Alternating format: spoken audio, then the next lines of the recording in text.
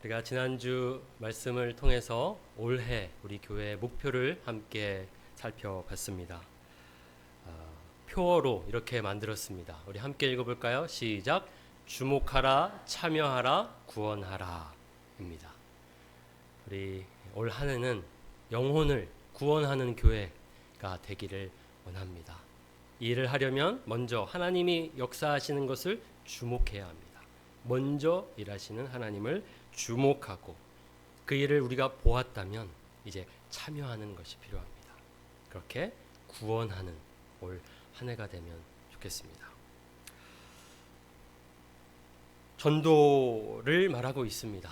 오늘 우리가 이제 올 한 해를 그렇게 영혼 구원에 힘쓰려고 하는데요. 여러분들 어떠셨습니까? 이 말씀 들으시면서 전도라는 이 주제를 들으실 때마다 드는 마음 아마도 부담이지 않을까 싶습니다. 그렇죠? 그리고 전도는 늘 어렵게 느껴집니다. 왜 그럴까요? 왜 우리는 전도를 이렇게 어렵게 느낄까요? 부담일까요? 오늘은 이 이야기를 좀 하려고 합니다. 그리고 이 어려움을 우리가 해결하려면 무엇을 해야 하는지를 함께 생각해 보려고 합니다. 이유는 사실 아주 단순합니다. 그런데 굉장히 가슴 아픕니다. 우리가 전도를 어려워하는 이유는 이렇습니다. 예수님이 기쁘지 않기 때문입니다. 다른 핑계가 없습니다. 우리는 용기가 없다고 이야기할 수도 있고 부끄럽다고 또 거절당하는 것 때문에 못하겠다 그러고 여러 이유들을 대겠지만요, 다 핑계입니다. 사실은요, 예수님이 기쁘지 않기 때문입니다. 기쁨과 전도는 하나입니다. 기쁘면 전도합니다. 그런데요, 예수님이라는 분이 나에게 별로 기쁨이 되지 않으면요, 굳이 내가 전하려고 하지 않습니다. 저는 이 기쁨이 중요하겠다라는 생각이 들었습니다. 제가 여러분들께 이렇게 우리 올 한 해 영혼 구원합시다, 전도합시다 이렇게 하면 여러분 전도가 잘 될까요? 우리 의지를 다해서 열심히 한번 해보겠다 그러면 잘 될 것 같지만 그렇지 않습니다. 하다가 꼭 넘어지고요, 실패하고요, 시험에 빠집니다. 우리 노력으로 우리의 의지로 하려고 하면 주님의 일은 항상 그렇게 실수를 하게 됩니다. 내가 앞장서게 되기 때문입니다. 오히려 저는 우리가 이 전도를 어려워한다면 본질적인 문제를 해결해야 된다고 생각이 됩니다. 그것은 우리 안에 기쁨이 회복되면, 기쁘면 전도는 자연스럽게 우리의 삶 속에서 흘러나오게 될 것입니다. 행동하게 될 것입니다. 한번 생각해 보십시오. 우리는요, 내가 기뻐하는 것을 전합니다. 기본입니다. 이거는 누가 하라고 하지 않아도요, 내가 기뻐하는 것이 있으면요, 가만히 있지를 못하고 그 기쁨을 표현하는 것으로서 남들에게 그 기쁨을 전하게 됩니다. 어떤 일이 될 수도 있고요, 어떤 사물이 될 수도 있고요, 어떤 사람이 될 수도 있습니다. 기쁨과 전도가 이렇게 연결되어 있습니다. 만약에 기쁘지 않으면요, 말하고 싶지 않습니다. 예수님을 전하는 것을 꺼려한다, 어려워한다는 것은요, 그만큼 예수님이 기쁘지 않기 때문입니다. 한번 생각해 보시기 바랍니다. 굉장히 이 사실은 불편한 진실입니다. 받아들이기가 참 어렵지만 따지고 보면 맞습니다.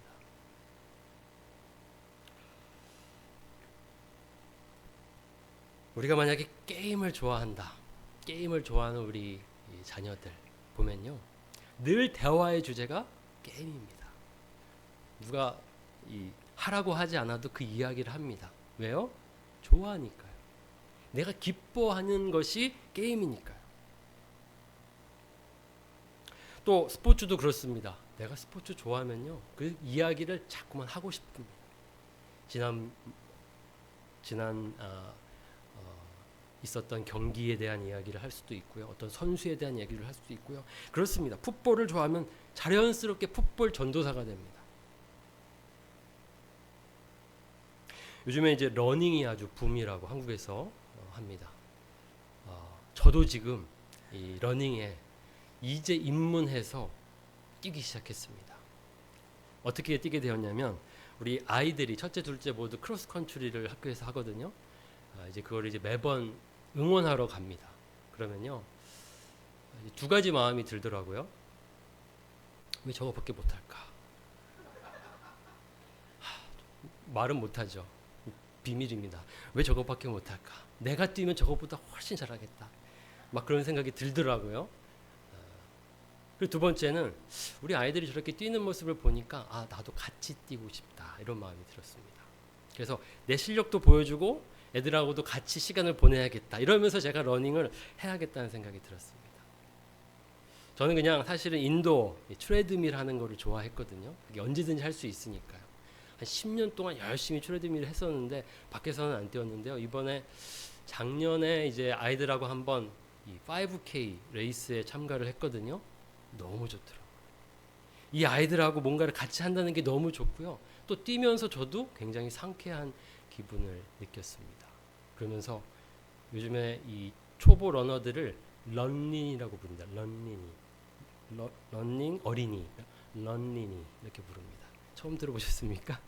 네, 그래서 런린이 저 지금 그래서 열심히 지금 뛰고 있습니다. 일주일에 한 두세 번 정도는 이렇게 뛰려고 지금 하고 있는데 아주 좋습니다. 그러니까요 막 러닝 이야기 막 하고 싶어요. 좋아하니까요. 기쁘니까요. 우리가 그렇습니다. 그리고요 이것이 어떤 일이 될 때도 있지만 사람일 때도 있습니다. 여러분들 자녀가 너무 좋습니다. 자녀 때문에 너무 기쁩니다. 특별히 어떤 일 때문에 어떤 자녀가 한 일 때문에 기쁘면 어떻게 되죠? 입이 간질간질합니다. 그렇죠? 자랑하고 싶고 말하고 싶고 그렇습니다. 반대로 그것이 또 부모님일 경우도 있습니다. 우리 부모님 얼마나 좋으신 분인지를 자랑할 수 있습니다. 전하게 됩니다. 기쁘면요. 그 사람이 기쁘면 그런 사람이 있다면 우린 전하게 됩니다. 여러분들 유튜브 많이 보시는데 내가 어떤 유튜브를 봤는데 너무 좋더라. 추천하고 싶은 마음이 들어서 내가 아주 기쁜 마음으로 이 채널을 소개하기도 합니다. 이런 것들을 보면 어떻습니까? 내가 무엇인가에 기뻐하면 내가 누군가를 기뻐하면요 말릴 수 없습니다. 그냥 그것은 표현되어지게 되어 있습니다. 우리가 예수님을 소개하고 전하는 것이 지금 잘 되지 않는다면 이것이 지금 문제입니다. 기쁘지 않기 때문입니다. 예수님 너무 좋습니다. 그러면요 늘 예수님 이야기하고 싶습니다. 우리 누구인지는 말하지 않겠지만 우리 청년들 중에 한 명이 예수님을 너무 사랑합니다. 제가 그 청년을 볼 때마다 참 어떻게 저렇게 예수님을 사랑할까? 왜냐하면 그 청년은요 모든 대화의 주제가 복음, 예수님이에요. 기승전 예수님도 아니고 그냥 처음부터 예수 복음 이런 청년이 있어요. 참 귀한 청년입니다. 좋으니까요. 주체할 수가 없는 겁니다. 우리 안에 기쁨이 있고 어떤 것에 대한 기쁨이 있으면요 그것을 자꾸만 나누고 싶습니다. 그런데 그것이 되지 않는다는 것은 그 기쁨이 없거나 부족하기 때문입니다. 전도가 어려운 이유는 여기에 있습니다. 이걸 기쁨의 순환이라고 부르겠습니다. 기쁨이 있으면요 그것은 표현됩니다. 기쁨은 감정이기 때문에 감정은요 표현되는 법입니다. 이렇게 표현하다 보니까요 그 기쁨을 공유하고 싶은 마음에 다른 사람들을 자꾸 이렇게 연결시킵니다. 당신도 러닝 하면 좋겠다 이렇게 하면서 추천하기도 하고요. 그렇게 됩니다.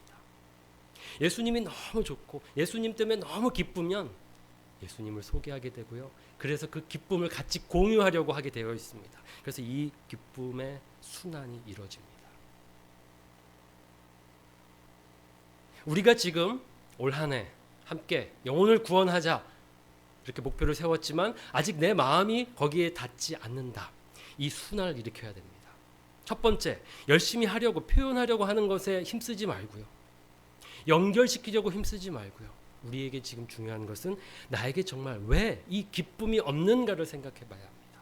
그리고 이 기쁨을 채워가야 하는 시간이 필요합니다.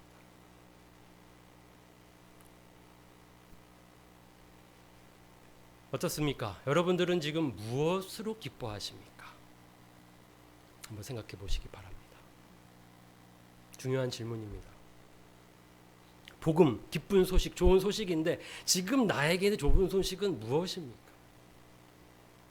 예수님, 그분이 나에게 복음이면 우리의 삶에는 그 복음이 드러나게 될 것입니다. 그러나 다른 것들이라면 그런 것들을 자꾸 얘기하고 싶고 그런 것들을 나누고 싶고 전하고 싶을 것입니다. 한번 살펴보시기 바랍니다. 여러분들이 지금 하고 싶은 말을 돌아보시고요. 여러분들의 마음속에 있는 자꾸만 생각나는 그것, 나에게 기쁨이 되는 그것이 무엇인지를 한번 잘 생각해 보시기 바랍니다. 우리의 기쁨의 첫 번째가 예수님이 아니라면요, 예수님을 말할 일이 없습니다.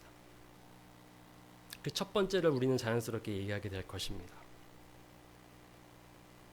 그래서 제가 지금 우리에게 필요한 것이 이 기쁨이구나, 주님을 기뻐하는 것이구나 라는 생각이 들었습니다. 우리가 지난주에 하나님이 원하시니까 전도하자, 하나님께서 모든 사람을 구원하기를 원하시니까 하자 그랬지만, 우리가 하나님을 기쁘시게 하기 위해서 열심히 무엇인가를 하려고 하지만 사실은 잘 안 됩니다. 오히려 하나님이 얼마나 우리에게 기쁘신 분이신가를 생각하게 되면 그분이 원하시는 일을 하게 됩니다. 우리가 하는 행동은요, 관계에서 나옵니다. 내가 소중하게 생각하는 사람이 원하는 것에 내가 관심을 갖게 되는 법이고 그것을 하고 싶게 됩니다. 아무 상관도 없는데, 하나님이 나에게 아무런 의미가 없는데, 큰 관계가 없는데 그분을 기쁘시게 할 이유가 무엇이겠습니까? 그분이 원하신다 한들 so what 이겠습니까? 먼저 우리에게 필요한 것은 하나님을 기뻐하는 것입니다.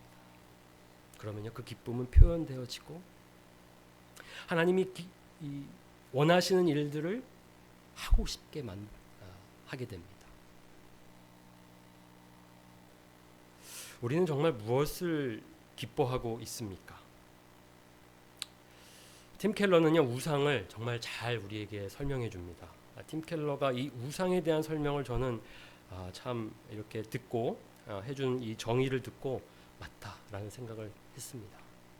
우상이라는 것이 우리는 굉장히 딱 봐도 알 수 있는 나쁜 것들이라고 생각하지만요, 사실은요, 그것은 잘 구별되기 때문에 우리가 잘 걸러냅니다. 그런데 이 치명적인 우상은 무엇이냐? 은근하게 우리 가운데 자리 잡혀 있는 우상, 우리도 잘 알아채지 못하는 우상들입니다. 그런 것들은요, 대부분 좋은 것들입니다. 그래서 팀 켈러가 우상을 이렇게 설명합니다. 마음속에서 이루어지는 내적 우상 숭배는 인간의 마음이 성공, 사랑, 재물의 소유, 가정 등 좋은 것을 궁극적인 것으로 탈바꿈시킨다는 뜻이다. 우리 마음은 그런 것을 신격화의 삶의 중심에 둔다. 그것만 얻으면 존재감과 든든함과 안전과 충족감을 누릴 수 있다고 생각하기 때문이다.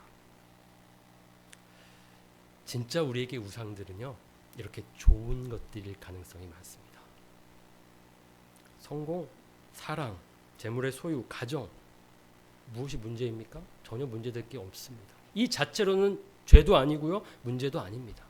그런데 이 좋은 것들이, 하나님께서 주신 이 좋은 것들이 우리의 궁극적인 것이 되어버리면, 첫째가 되어버리면 그때부터 우상이 되는 것입니다. 기쁨도 마찬가지입니다. 우리의 첫 번째 기쁨이 하나님이 아니라면, 예수님이 아니라면 이미 우리는 다른 우상, 나에게 첫째 기쁨이 되는 무엇인가를 섬기고 있는 것입니다. 늘 우리는 우리 스스로를 돌아보고 내 안에 그런 우상들이 있지는 않은지 살펴야 합니다. 나도 모르게 내가 만든 가짜 신을 섬기고 있을 수 있습니다. 기쁨, 우리 주님으로 인한 기쁨이 우리 안에 회복되어져야 합니다. 그러면 자연스럽게 하라고 하지 않아도 그 기쁨이 표현되어질 것이기 때문에 다른 사람들에게 전해질 것이고요. 그렇게 우리는 자꾸 예수님을 말하고 싶을 것입니다. 소개하고 싶을 것입니다. 그 기쁨 너도 누리면 좋겠어. 내가 사랑하는 사람들, 이웃들을 위해서 그런 이야기를 하게 될 것입니다. 여기 계신 모든 분들이 한 번쯤은 그 기쁨을 맛보셨을 거라 생각합니다.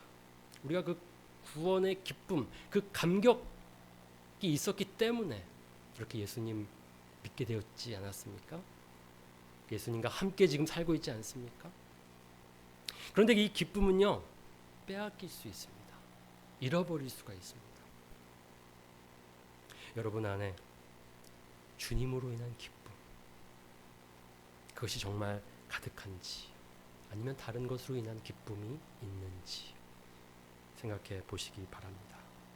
그래서 저는 이 기쁨을 계속해서 우리가 좀 묵상하고 정말 주님으로 인한 기쁨을 갈망하면 좋겠다라는 생각을 하면서 이 주제를 가지고 매주마다 한번 여러분과 나누고 싶은데요.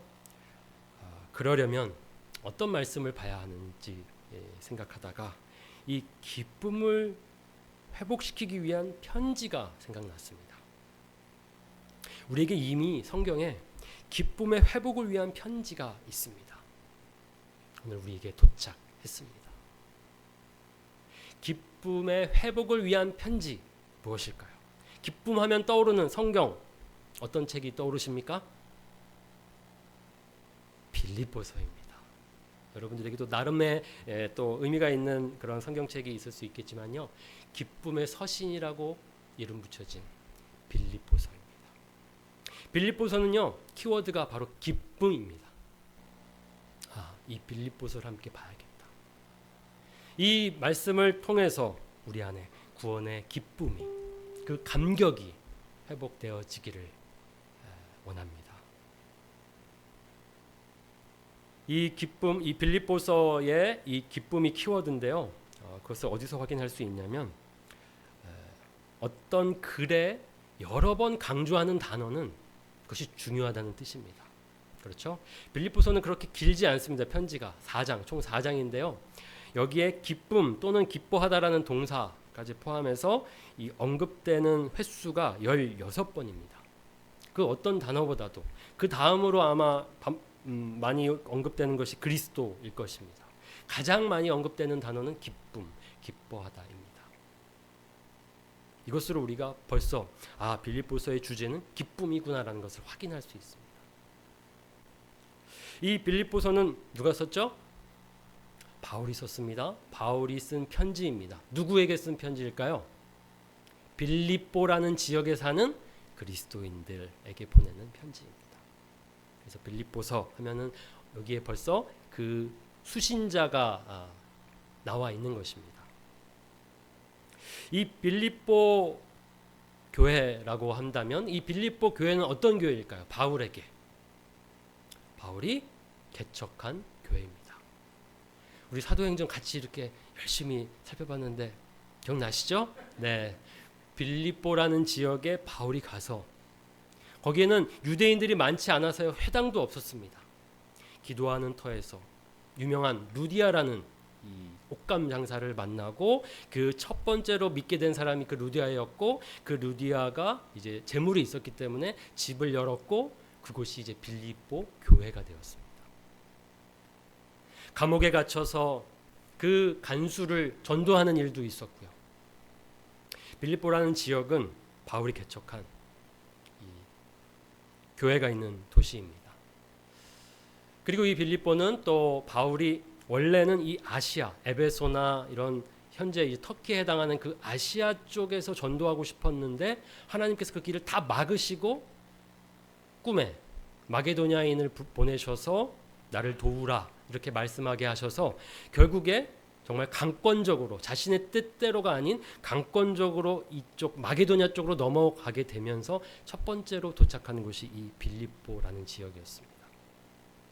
그러니까 하나님의 전적인 인도하심 속에서 가게 된 곳, 그곳에서 만난 사람들, 그곳에서 세운 교회, 매우 특별한 교회였습니다.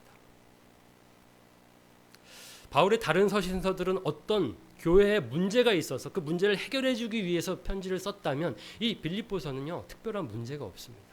여기에서는요, 기쁨이 흘러넘치고 감사가 넘칩니다. 이 교인들을 생각하면 바울이 얼마나 기뻤는지, 그리고 얼마나 감사했는지, 그리고 특별히 그가 어려울 때마다 연보, 헌금을 보냈기 때문에 이 교회가 그렇게 부유한 교회가 아니었습니다. 어려운 중에도 그렇게 자신에게 연보를 보냈기 때문에 감사한 마음이 또 있었기 때문에 이 편지를 쓰게 됩니다. 그러면서 기쁨의 이 서신을 보냅니다. 그래서 한번 오늘은 이제 빌립보서 서론이라고 보시면 됩니다. 전체적으로 주제가 무엇인지, 왜 쓰게 되었는지 이런 것들을 생각해 보는 시간이 될 것 같습니다. 이 기쁨의 표현들을 한번 이렇게 꼽아 보겠습니다. 1장 18절입니다. 1장 18절. 우리 한번 같이 읽어 보겠습니다. 시작. 참으로 하나 무슨 방도로 하든지 전파되는 것은 그리스도니 이로써 나는 기뻐하고 또한 기뻐하리라. 당시에 바울이 감옥에 갇혀 있었습니다. 이 편지를 쓸 때요. 그래서 이것은 옥중서신이라고 불립니다. 그런데 이 감옥에 갇혀 있으니까 사람들이 바울이 비어있는 자리를 틈타서 바울을 시기하는 마음으로 열심히 전도를 했습니다. 그러니까 좋은 마음이라고 하기가 좀 그렇습니다. 바울을 넘어서려는, 바울의 명성을 넘어서려는 어떤 마음에 욕심에 하는 전도였지만, 그러니까 이제 빌립보 교인들은 이런 사람들이 있다고 이제 어떻게 보면은 좀 한탄을 하게 됩니다. 그런데 그때 바울은 걱정하지 마라. 좋은 일이다. 어떻게 하든지 좋은 마음이든 나쁜 마음이든 어쨌든 전해지는 것은 그리스도니 나는 그것이면 충분하다. 나를 모함하고 나를 이렇게 공격하려는 의도로 한다 한들 상관없다. 그리스도만 전해진다면 그것은 나에게 기쁨이다. 바울에게 예수님이 기쁨이었기 때문에 그 예수님이 전해지는 것이 기쁨 그 자체였습니다. 그 기쁨을 느낄 수 있습니다. 또 2장 18절에도 이와 같이 너희도 기뻐하고 나와 함께 기뻐하라. 기뻐하고 기뻐하라.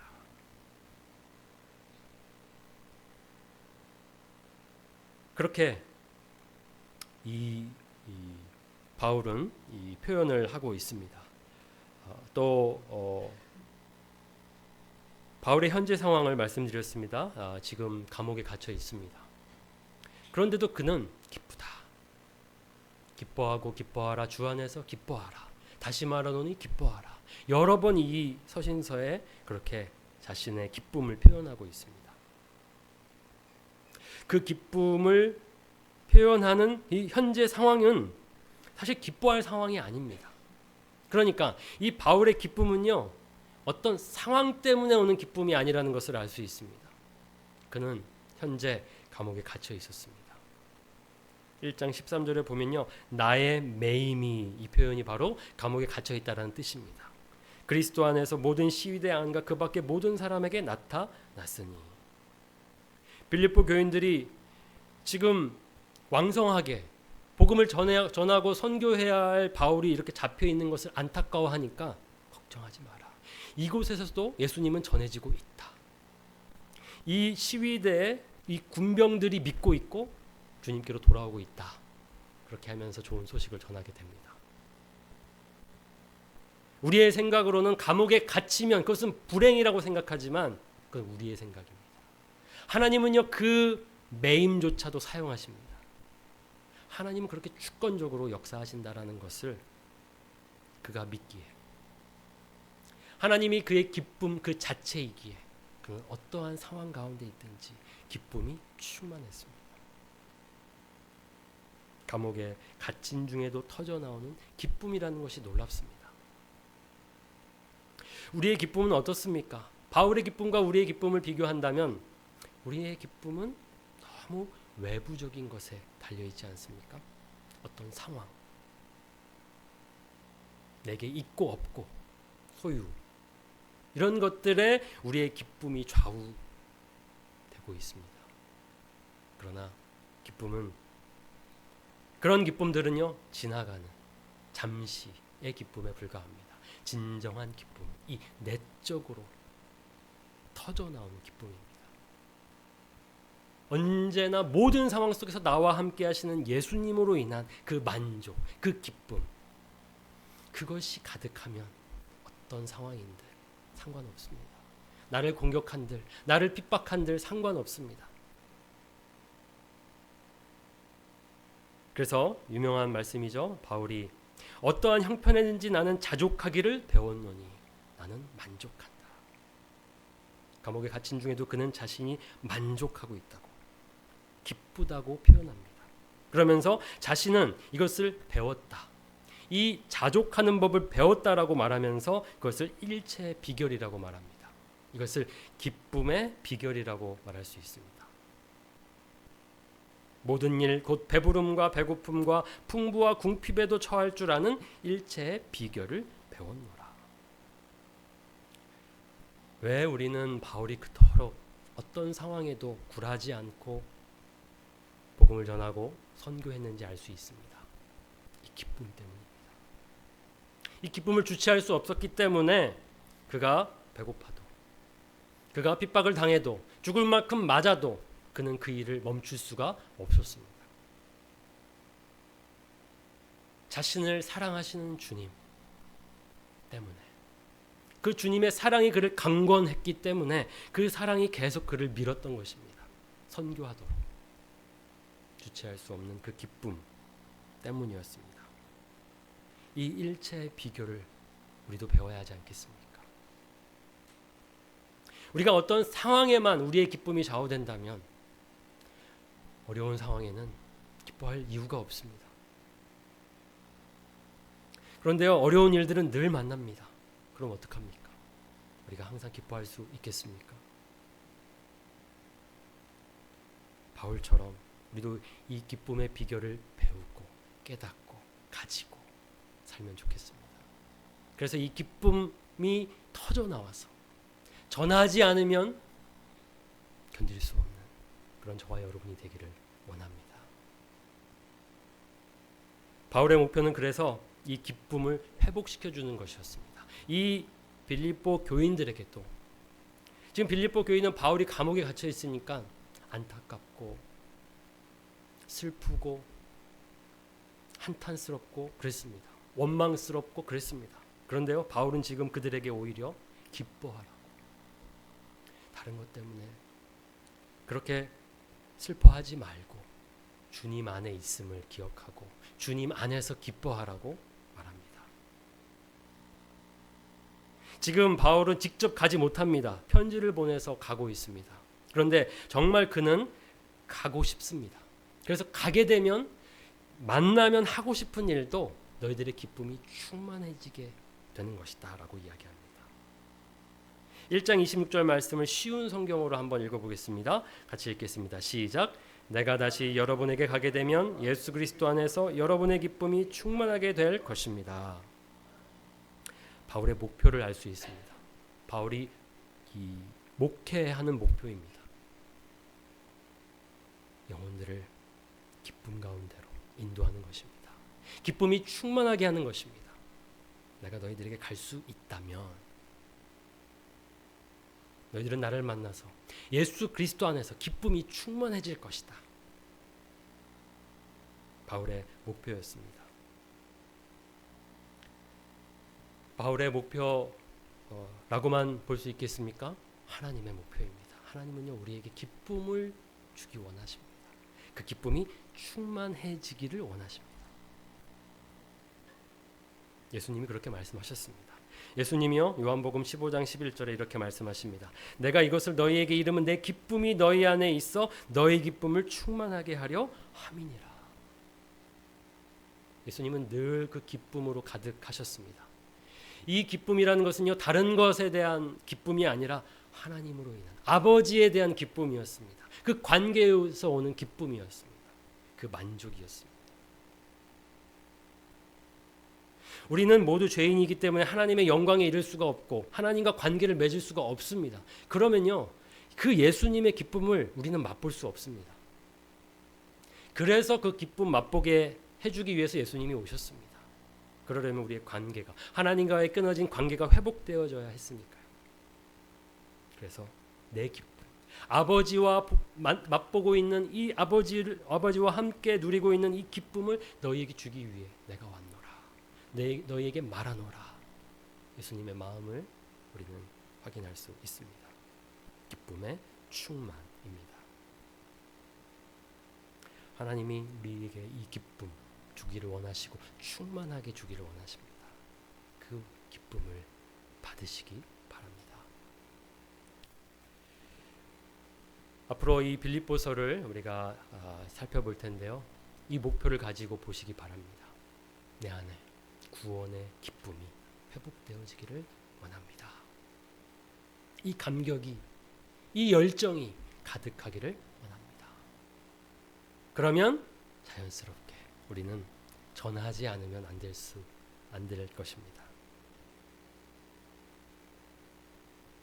마지막으로 이 다윗의 시 한 편을 함께 보면서 마무리를 하려고 합니다. 다윗은 참 하나님을 사랑했던 사람이었습니다. 그래서 어떤 칭찬을 들었냐면 다윗은 나의 마음에 합한 자다. 내 마음을 잘 아는 자고 내 마음을 따른 자였다라고 하나님이 그를 칭찬하십니다.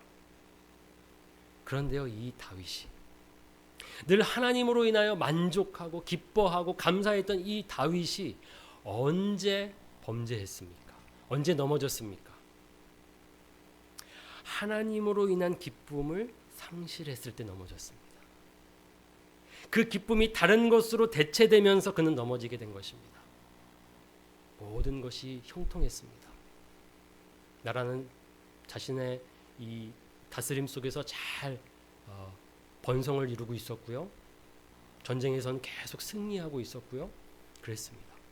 그러니까 늘 전쟁에 앞섰던 다윗이, 왕으로서 앞섰던 다윗이 이제는 전쟁에 나가지 않아도 되겠구나라는 마음을 갖게 됩니다. 그래서 그 부하들은 다 전쟁으로 보낸 다음에 그는 이제 왕궁에 있었습니다. 그때 무슨 일이 일어나게 됩니까? 남의 아내를 탐하게 됩니다. 그의 마음속에 하나님이 가득했다면 이런 생각하지 않았을 것입니다. 하나님으로 인한 기쁨이 가득했다면 만족하면서 살았을 것입니다. 그런데요, 어느 순간 권력을 맛보고 물질, 가득한 이 재물을 맛보고 모든 것을 다 갖게 되니까요, 점점 그 기쁨이 하나님이 아닌 다른 것들로 변하게 되었습니다. 게다가 이 다른 사람의 아내까지도 탐하게 되는, 그것으로 자신의 이 공허함을 채우려 했다는 것을 우리가 확인할 수 있습니다. 결국 다윗이 범죄한 것도 모른 채 있다가 이제 나단 선지자를 통해서 결국 깨닫게 됩니다. 하나님께서 말씀하시는 것을 듣게 됩니다. 그때 이제 다윗이 기도를 하면서 쓴 시가 시편 51편입니다. 이 안에는요, 자신이 그동안 얼마나 하나님으로 인한 기쁨을 상실했는지를 느낄 수 있습니다. 그래서 그 기도 속에는 이런 이 기도가 있습니다. 51절, 51편 11절 12절 말씀입니다. 나를 주 앞에서 쫓아내지 마시며 주의 성령을 내게서 거두지 마소서. 주의 구원의 즐거움을 내게 회복시켜 주시고 자원하는 심령을 주사 나를 붙드소서. 주의 구원의 즐거움을 내게 회복시켜 주시고. 왜 이런 기도를 합니까? 지금 그에게 없는 것이 무엇입니까? 이 즐거움입니다. 구원의 기쁨이 없었기 때문에 그는 지금 구원의 기쁨 회복시켜달라고 간절하게 기도하고 있습니다. 늘 주님으로 만족하면서 기뻐하며 살았는데 어느 순간 주님을 잃어버렸습니다. 주님으로 기뻐하지 않고 다른 것들로 기뻐했습니다. 저에게 지금 필요한 것은 주님으로 인한 기쁨, 그 구원의 감격 기쁨입니다. 회복시켜 주시옵소서. 오늘 우리에게 필요한 기도입니다.